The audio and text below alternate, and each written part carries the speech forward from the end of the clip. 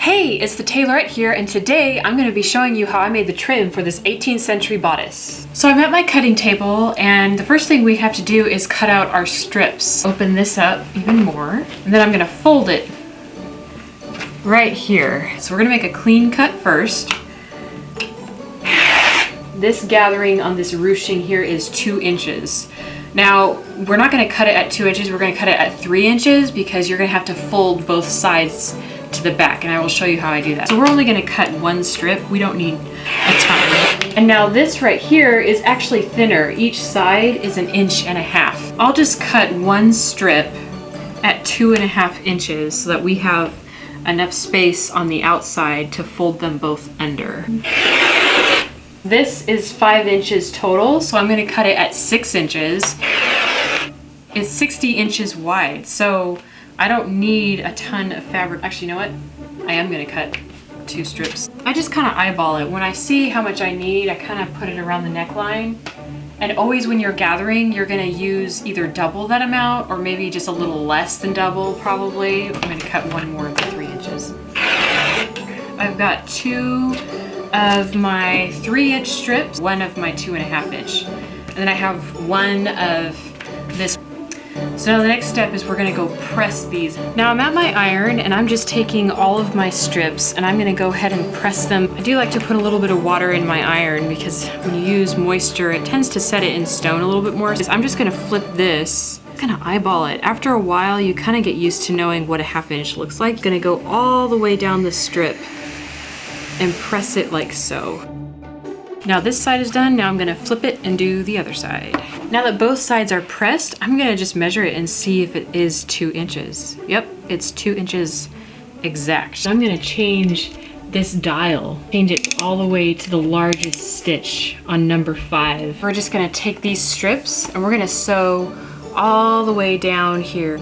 But I'm actually gonna use a darker thread on my stitching because these gathering stitches are actually going to come out later. So in this case, I'm going to change the bobbin out. I'm going to stitch right along this edge, and it's not even quite 1/4 inch from the edge. It's a little less than 1/4 inch.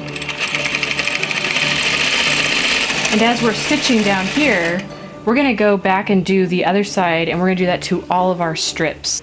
So now I have some gathering to do.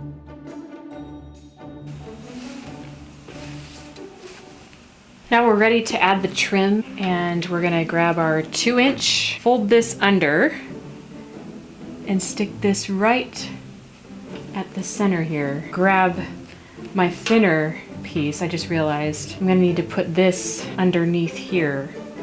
We want all the gathers to be going straight like this. We don't want it to be like this. See how if we match it with the edge, it's like they're on an angle. See, the gathers are on an angle like that. We don't want that. We want all the gathers to be going this way with the bodice. Pin it on the outside first, not on the inside. See, now there's all this space in here. It's all gonna kind of bunch together, and then I'm gonna pin it.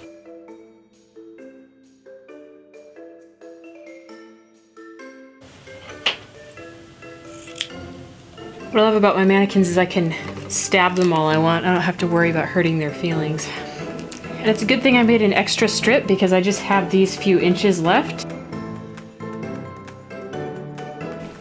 And the bodice part is finished. And I'm gonna show you how I work on these sleeves because they're a little bit different than I would do the neckline because the sleeves have curves and it's really hard to put gatherings around a curve without the gathers going on a jagged edge. We're just gonna gather the bottom side first, and then we're gonna gather the top part of the trim. So now the bottom part is gathered. Start at the inseam here because I don't want my starting point to be where you can see it. I'm gonna fold this guy over. I folded it like this, and I'm gonna match the bottom edge right here. I'm gonna pin it and take another pin and pin it up here. And we're just gonna go around the bottom of the sleeve and pin it that way. So I've made it all the way around, and I'm gonna release these gathers at the bottom. And now I'm ready to start gathering the top part, gather this part and kind of bring it in. and I'm meeting around the side, and I just folded the other side over and we're meeting that seam in the back. This is the trickiest part of the trim to work with. Sleeves like this with curves are difficult, so don't feel like a loner in this. I'm not gonna show doing the other one because my camera is running out of battery and I need to recharge it. It's finished with pinning, and now the most logical step would be to start stitching it down, and I'll show you how that is done. I put red thread in here. I took the charcoal out because this is the final stitch that's gonna actually stay. The charcoal is gonna come out, and I'm gonna stitch even closer in. So I'm gonna be like 1/8 of an inch from the edge. I'm doing a larger stitch, but not too large, maybe like a number 3.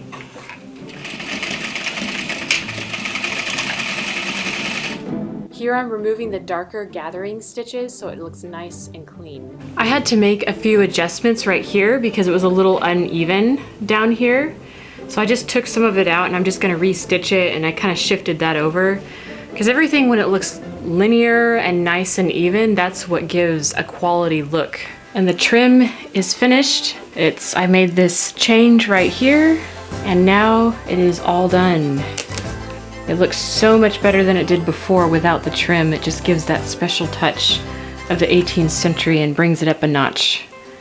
Thank you for watching this video, and please, if you would like to see my future content, please hit the subscribe button below and like this video if you found it super helpful. And I will see you next week.